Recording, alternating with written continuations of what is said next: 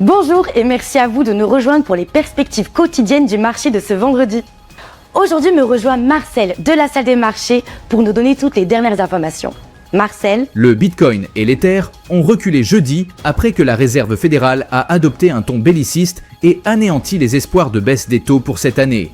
Ce recul s'est maintenu malgré l'apaisement des marchés suscité par un nouvel accord de paix entre les États-Unis et l'Iran. Les deux crypto-monnaies terminant néanmoins la semaine en hausse. Lors de la première réunion présidée par Kevin Warsh, la Réserve fédérale a maintenu ses taux inchangés, entre 3,5% et 3,75%. Les responsables ont abandonné leur projet de baisse des taux prévus cette année et ont laissé entrevoir une éventuelle hausse, compte tenu de la révision à la hausse des prévisions d'inflation. La Banque du Japon a relevé son taux directeur à 1%, son plus haut niveau depuis 1995, contre 0,75% auparavant.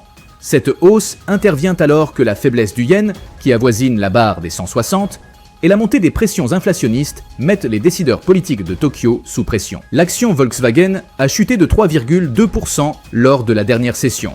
L'indicateur ROC donne un signal haussier, ce qui correspond à notre analyse technique globale. La paire euro-dollar a connu une légère correction haussière lors de la dernière session, augmentant de 0,1%.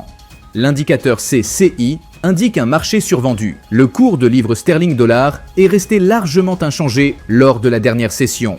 L'indicateur oscillateur ultime donne un signal haussier. La paire dollar-australien-dollar a fait une légère correction à la hausse lors de la dernière session, gagnant 0,2%. Selon l'indicateur stochastique RSI, nous sommes dans un marché survendu. Surveillez ces publications, qu'elles soient à fort ou faible impact. Toutes peuvent éclairer votre analyse et guider vos décisions financières. Pensez à réévaluer votre allocation d'actifs à la lumière de ces informations. Une bonne diversification aide à atténuer l'impact des chocs soudains.